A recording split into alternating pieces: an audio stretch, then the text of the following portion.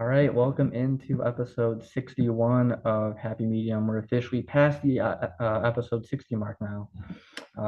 Thankful for that. I'm going to talk a little baseball today. I have my White Sox jersey on. I don't know if you can see, but got my White Sox jersey on.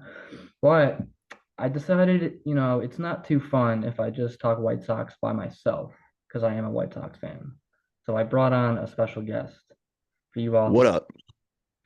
Sean Anderson, the host of CHGO White Sox postgame show and podcast, does a great job. Fun fact, I don't know if you know this right now, but you are the first guest that I've had on for a second episode. If Let's go. you did, History. we did an episode probably like a year and a half ago now. It was a while ago, back back when Happy Medium wasn't as good as it is now, I'm sure. But Sean, thank you for being able to come on and excited to talk some White Sox. Yeah, let's do it. Is it a Corey Julks jersey? Is it the Kenyon Middleton one? What are we rocking here? No, it's still the Keenan one. It's The the Keenan. yeah, it's the only jersey that I have. I have not upgraded to any other jersey yet. Whether it's a past player, current player, still just got the same Yeah, well, logo. he's a Tiger now, but there's probably some Corey Julks garage sale jerseys out there, so you could probably get a Corey one for cheap. Yeah, true. No, I saw Milton signed. I think he signed with the Dodgers. I don't know if it's a minors deal or not, but I saw he signed there. So the Nice. Dodgers keep on getting better. Signed arguably the best bullpen guy in baseball, Keenan Middleton. Ever. Only half joking. No, but John, like I said, thank you so much for being able to come on. Always good to talk with you, and we can get started here about our beloved White Sox. Yeah, So absolutely. I mean, I'm excited. Are you excited for the season? I am. It's mid 60s out right now. I got shorts on today. It feels like baseball weather, but they're still in Arizona for the next 6 weeks. Yeah. So Well, and then World Baseball Classic too is going to throw, part of all that off. I mean, Teal will be gone. Munetaka Murakami will be gone. There will be no Alice Ramirez. I mean, I guess he hasn't played for the team since like 2016 or whatever, but he'll be busy. He won't be able to come to camp. But yeah, spring training will look a little weird after the 26 when these guys are filtered out. yeah, yeah, no, should still be fun regardless. So to start our White Sox, 2026 preview, I kind of want to go back a little bit to last year and kind of get your thoughts. So first, I want to ask, what stood out to you from the 2025 season for you?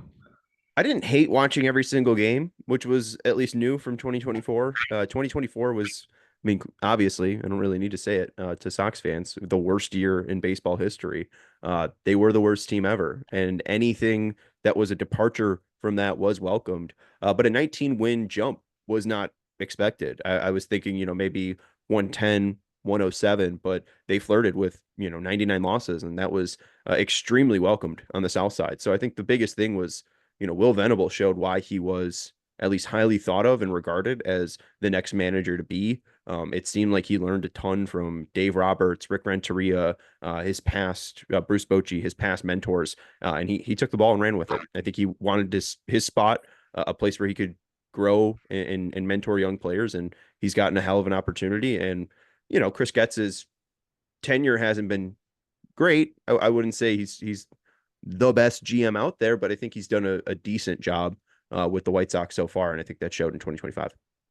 Yeah, yeah, I like how you brought up the point about Will Venable. Like, I mean, I was, like when they moved on, like when they wanted to get a new manager, I wasn't really sure like kind of how they'd set the bar. I was hopeful someone like Venable, they'd go after, but like with the state that the franchise was in coming off that 121 loss season, it's like who's gonna take the job kind of thing. And getting a guy like Venable, maybe it's not gonna show, in the first couple 3 years of his tenure maybe, but credit to Chris Getz for getting, people who kind of seem to, know what they're doing, I guess, and want to kind of work for him and work under him too. Yeah, I don't know if it's truly paid off in full spades yet, but it does seem like they're building something. It does feel like at any point here. The Brian Bannister experience and Ryan Fuller experience maybe will get like a huge win.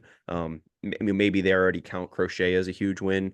It's tough to do that as a fan when you want that player on your team for 10 plus years and then you're trading him to the Red Sox who signed him to an extension for pretty much 10 years there. It's a little deflating, but you're hoping for more solid wins that they can cash in on, and maybe Colson is that already. Hopefully Munetaka Murakami can be that. Hopefully Teal and Caro can both be catchers of the future. And it's a good problem to have if you still leave 2026 with the problem of, oh, we might need to trade one of these guys. That means they're performing well enough to get you a decent enough haul, and that's at least what the White Sox have been working in right now is asset acquisition and then asset flipping. So if they do have an asset that is going to be worth something, they're going to try to unload it for something, right? I mean, if Munetaka Murakami has 2 years of control and he's going to hit the free agency market in 2028, if they could get two players of 6 years of control for him, I wouldn't be shocked if they end up making that move. But this is at least the new White Sox. Chris Getz is at least trying to keep the health of this organization fruitful for many years to come and not have a rebuild like they did have where they immediately have to bail out of it once they win a single division title. Yeah, yeah. No, so, kind of moving on to like this offseason, I guess what are your or like what have been your thoughts on the offseason on the guys that they've added to? Yeah, I think the biggest thing that stuck out to me, and it was summed up fairly well with uh, the Future Sox post of David Schoenfeld. Sorry, I have ESPN's David Schoenfeld gave up an offseason grade for the White Sox, and I thought he summed up the White Sox offseason pretty well. Future Sox shared it on Twitter. But he said, "I love the Murakami gamble. Look like he's going to strike out a ton. Maybe he flops because of that. And there's also 40 homer potential, so it's a worthwhile risk for a team that needs power, especially at 2 years at 34 million. He was hyped as a prospect for Acuna, but looked like a bench player. K, a former Blue Jays pitcher, is a sleeper signing after a good season in Japan. But this is the point that I should have probably read in the first place. But what doesn't make sense is that the White Sox failed to supplement the Murakami signing with more help on offense other than Hayes. If Murakami does turn into a star, then he's a free agent in 2 years. Have you added enough in that window to win, and the payroll still remains under $100 million. Referencing the $89 million or the 89-year-old owner that is reaching the end of his life. Do you want to win? And that really doesn't seem to be Jerry Reinsdorf's goal. Jerry Reinsdorf's goal seems to be making it to 2033, possibly seeing the 100th anniversary of the MLB All-Star game. But it does seem like he's more in it for the business and in it for the next stadium rather than building a winner. Yeah, I mean, we all kind of know, how the White Sox operate under Jerry, and it's unlikely that they're going to make a lot of you know big or like average signings even. But taking a gamble on a guy like Murakami, I think is a pretty good like value play. Not having to sign him for a ton of money. I don't like at least for me, I'd be shocked if he's like flat out bad. Like I think he'll be pretty good. Obviously, he has a lot of power potential there at first base. But yeah, that was kind of like the highlight of the Sox offseason, I guess you could say. But there's Oh yeah, it's not really easily. something to be like surprised by and saying that too. So Yeah, no, easily the best signing. And it's not really close. I mean, the K thing is cool, but I mean, Anthony K, I mean, it's not an ace. Fetty isn't getting anyone excited. No one's really pumped about the Tristan Peters trade along with the Everson Pereira deal. Even though shout out to Jack McMullen of Marlins Radio, who said that's like a sicko breakout pick for him. So maybe it's Everson Pereira. But no, I mean, Munetaka Murakami is a legitimate player. And I think the thing is, you know, he could still have a 110 weighted runs created plus and be above average for a major league hitter. The thing is the position of first base. You need to be near 125 to 140 to be a true first baseman with the bat. So can Murakami be in that upper echelon of hitting? That's really what he needs to prove. He needs to prove that he's not another Luke Voigt or Domingo Santana or Joey Gallo, that he is, closer to a Pete Alonso or Rafael Devers. I think he will be able to prove it. I mean, if it doesn't really seem like, there's any pressure on him, he's going to get all the bats in the world. yeah, I think he's going to be able to catch up to more velocity than he was previously trained on in the MPB. And I think the upper echelon athlete will show. He does seem to be an extremely fluid hitter. Yeah. So I know it was a couple weeks ago, 3 weeks ago now. I know you were at Sox Fest. You did some coverage there. Were you able to kind of like take anything away from kind of the info you were able to gather, the players that you were able to talk to?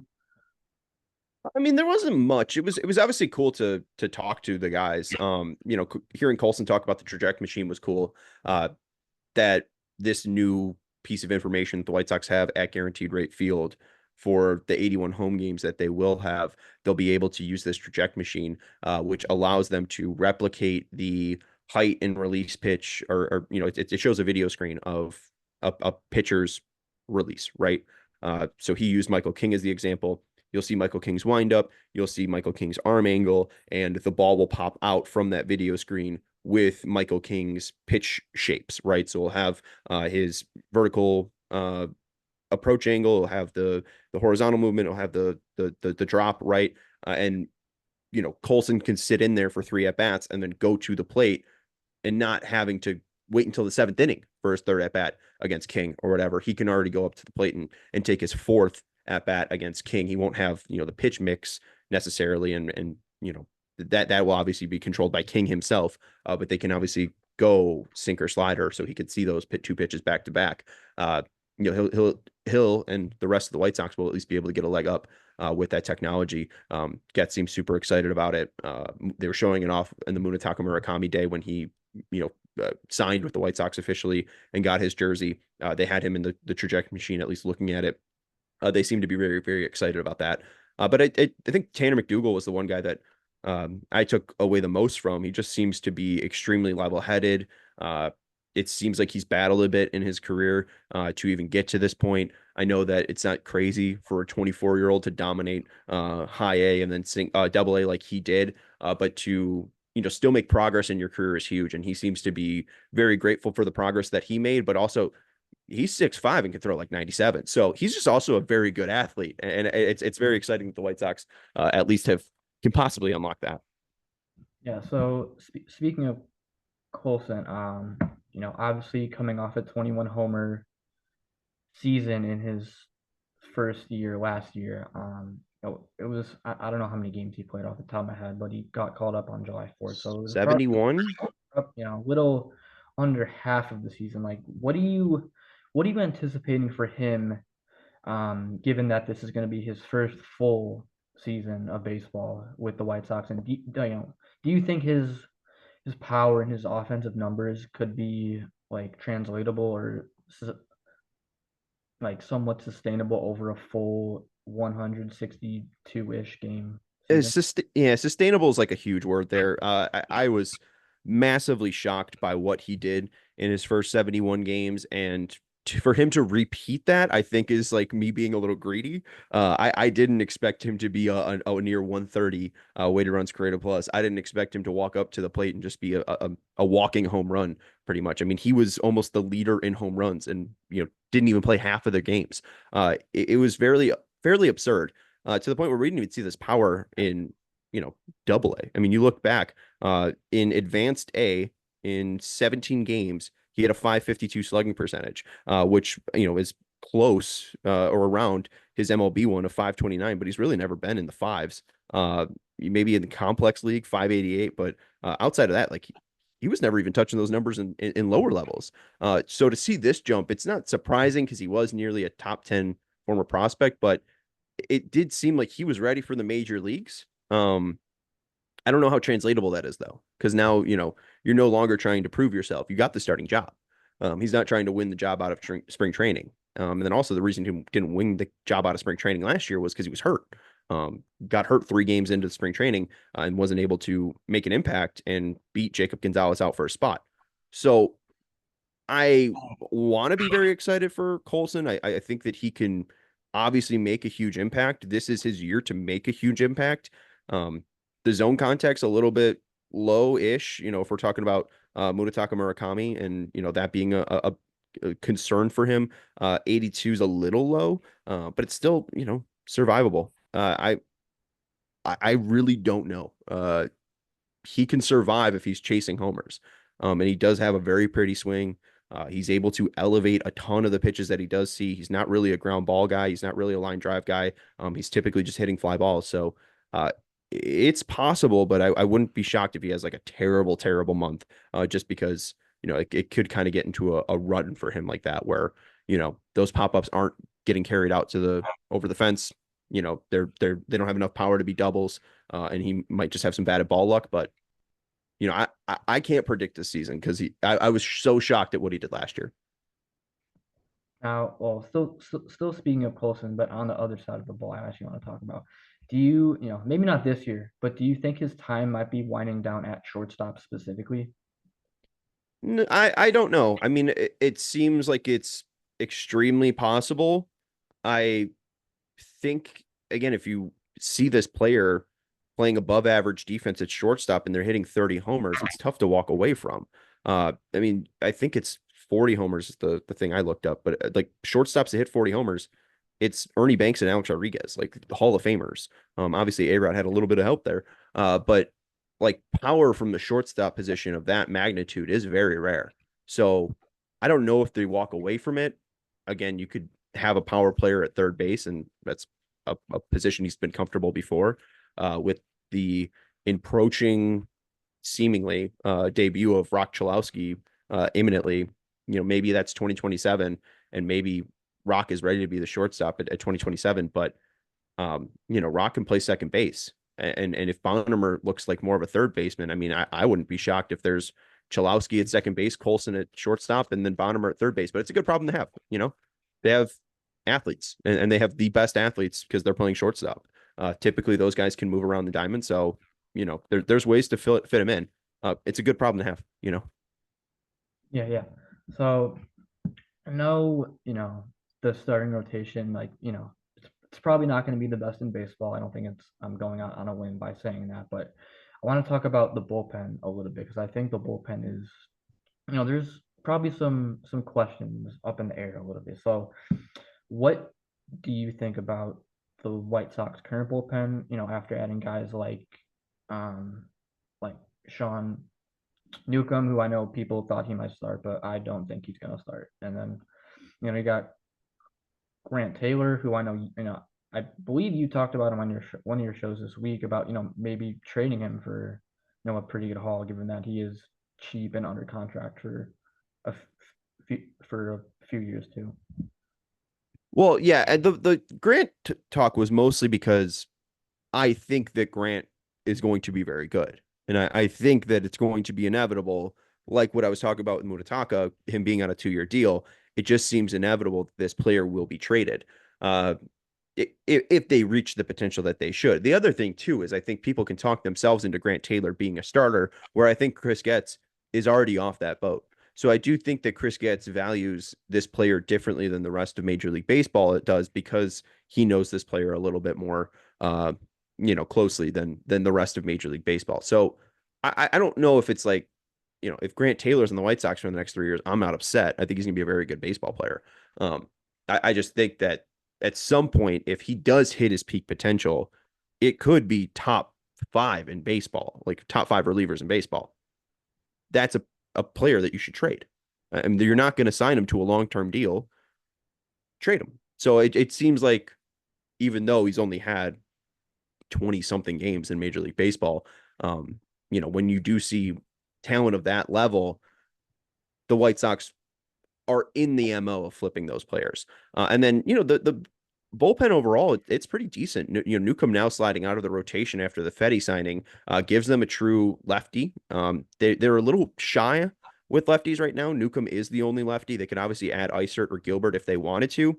The biggest thing right now is they have 2 spots taken up by the 40-man, the Rule 5 selections in Alexander Alberto from the Rays and then Jeddick Sampaio from the Red Sox. Alberto seems like he can likely make it more in a major league bullpen because he has high 90 stuff, a really nice cutter, to where Paez is a higher thought of prospect because he could be a starter, but he's never pitched above double A.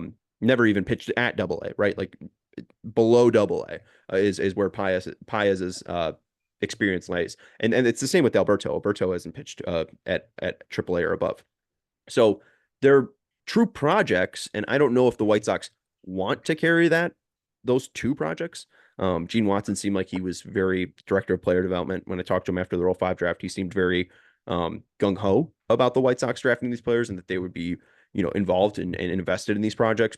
But to give your bullpen a little bit more flexibility, you might want to get another lefty in there. So right now, I think the bullpen's fine. It's definitely improved.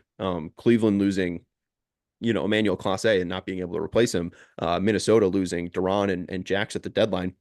The White Sox should have like the third best bullpen um, in the Central, which is a lot better than the worst. So woohoo.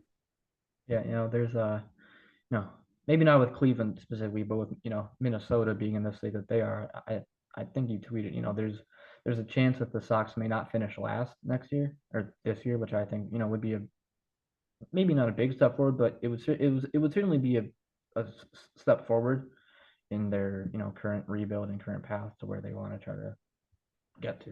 So yeah, so I actually want to ask you about the outfield as well. I know your favorite player plays the outfield for the White Sox, Andrew Benintendi. If you don't know, Sean is the biggest Andrew Benintendi fan. Only half joking on that, but I have signed jerseys, signed gloves, signed pants. Just need the sneakers. yeah. So, obviously, Benintendi, has been playing left field, at least, last year got kind of relegated a little bit, rotating to DH every now and then too. So, with, like Benintendi at least still on the team, we're kind of going to see where he's going to play. Guys like Acuna added in trades. They signed Jared Kelenic as well. Like, how do you think the White Sox outfield is going to, you know, either shape up on opening day or just kind of like throughout the course of the season?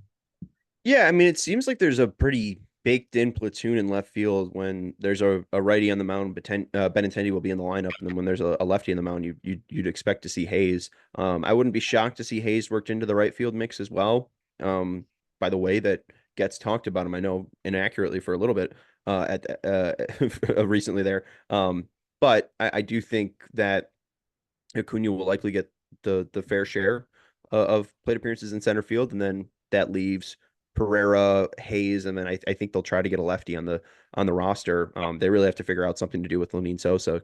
But like Kelnick seems like a project that they're very interested in. So we'll see. I think the outfield is fairly set outside of the fringe players like Pereira. If Sosa is moved off the club, that could open up another spot. Maybe Brooks Baldwin becomes less of an outfielder, more of an infielder with his versatility. But yeah, I'm not expecting anything. My dream has been Benintendi getting bought out, and then that way you can just play some of the younger players. But here's Andrew Benintendi for the next 2 years. So the outfield is nothing special, and that's the thing. Maybe there's a project that comes out and develops himself, but there is no like even Miguel Vargas of last year, where this is a former top 100 prospect. Maybe if you make some changes, this player's stock can improve. Like Acuna seems a little too small. He was hitting into the dirt like a decent amount last year, and had some success in 2024 when he was able to elevate the ball. So like maybe Pereira has a ton of athleticism, but again, has not been able to put it anywhere consistently. Kelnick similar, like they have guys that are they have like a decent amount of quad A guys, um, which does not make a major leaguer.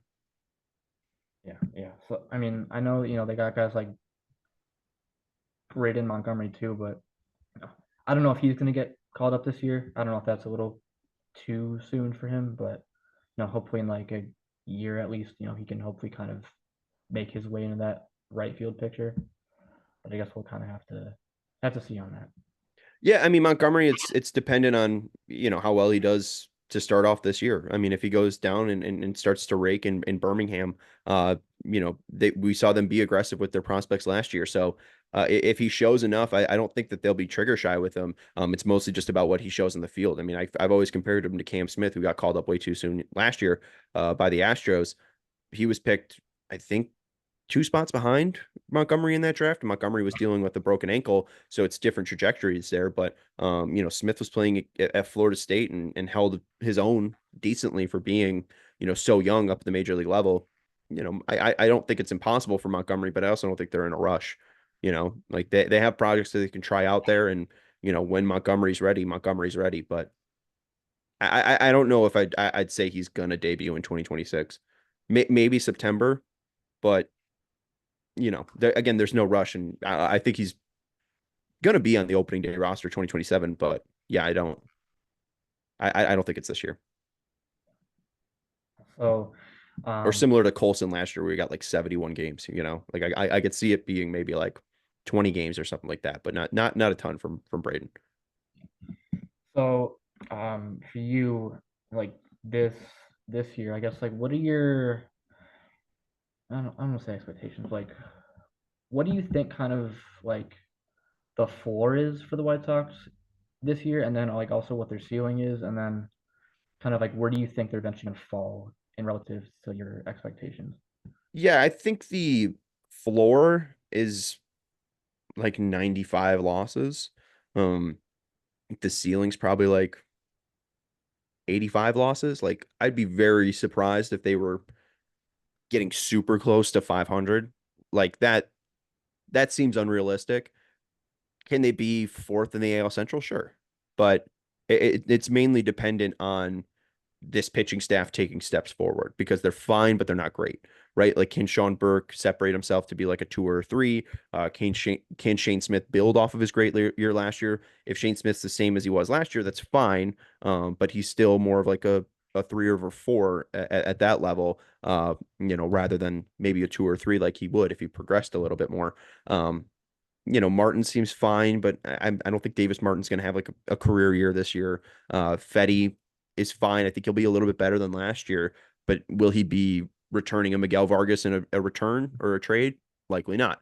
Uh, even same with with Anthony K. I don't think K is going to dazzle.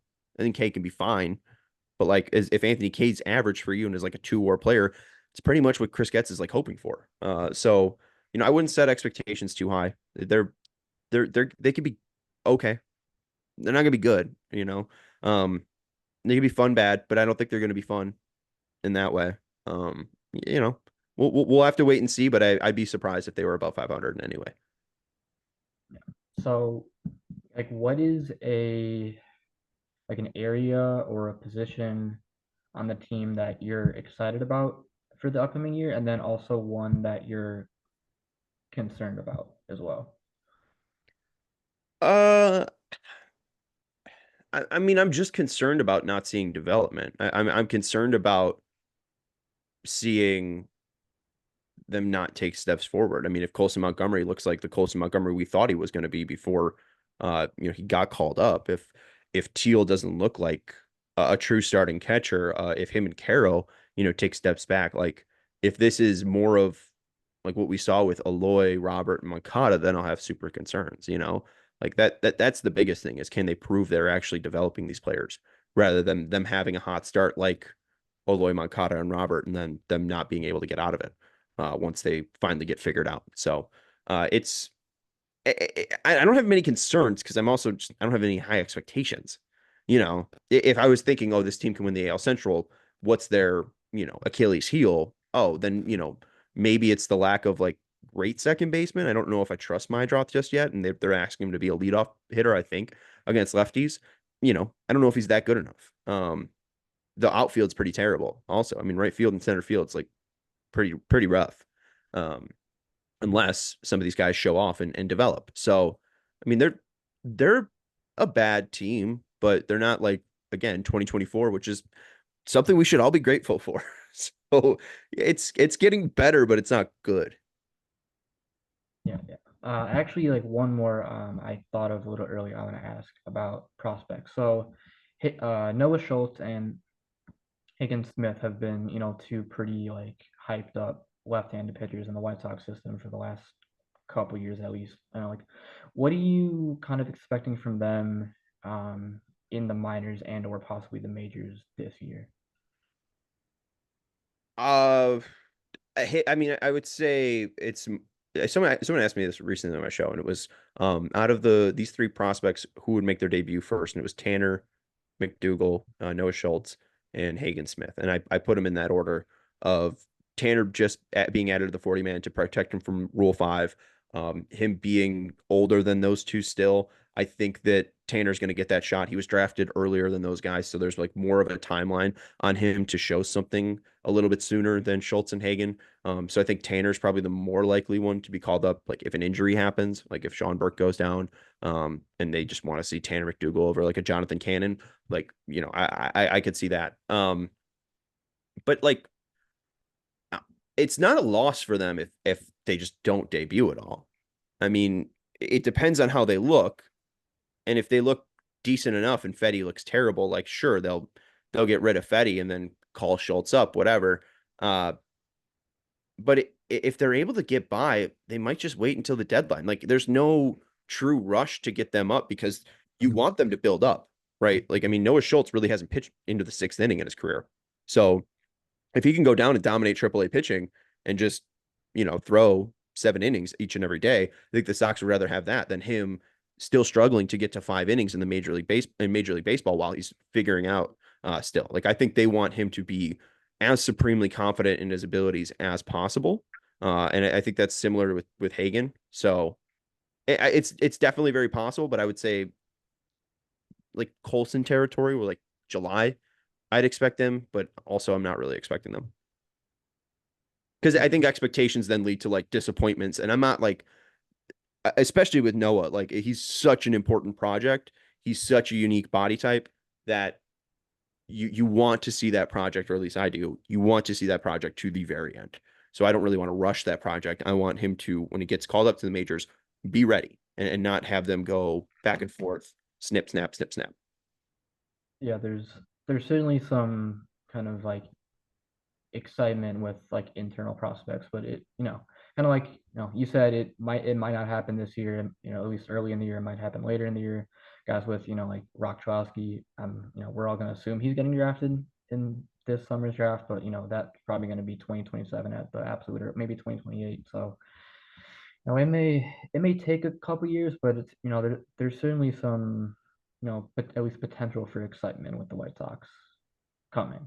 I Yeah, oh, absolutely. I mean, it's dependent on, how they fill out that outfield, but I mean, they can always add through free agency. I mean, like they should have a pretty decent infield come 2028.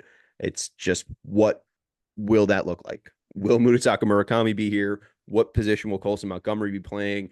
Where will Caleb Bonner be playing? Where is Billy Carlson in his development? Chalowski obviously seems like the shortstop of the future. But again, like if Colson's hitting 40 bombs at shortstop and is an above average defender, like do you put Chalowski at second base? Do you put Chalowski at third base? There's a ton of possibilities, and we are just so far out from like the next great White Sox team that it could look like anything. I mean, maybe Chase Madross, Dustin Pedroia by 2028.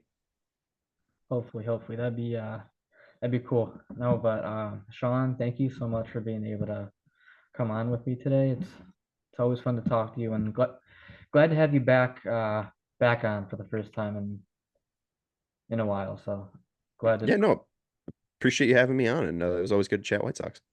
yeah, no, you can listen to Sean today. He did tell me he has a show at Week 5, you said?